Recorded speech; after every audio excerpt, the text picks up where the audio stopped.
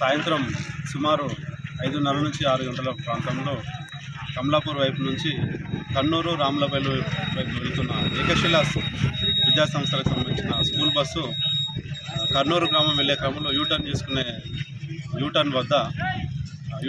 క్రమంలో Swift Dzire car TS02 EV 8658 number గల car అతివేగంగా అజాగ్రత్తగా ఢీకొట్టడం వల్ల అక్కడికక్కడే అతి స్కూల్ విద్యార్థులు ప్రయాణిస్తున్నటువంటి బస్సు బోల్తా పడడం వల్ల విద్యార్థులకు స్వల్ప గాయాలైనాయి.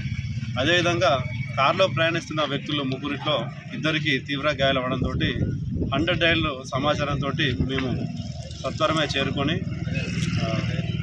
దెబ్బలు తాకిన విద్యార్థుల్ని హాస్పిటల్ పంపించేసి అదేవిధంగా తీవ్ర గాయాలు కావడంతో వాళ్ళను కూడా 108 ద్వారా MGM తరలించడం జరిగింది.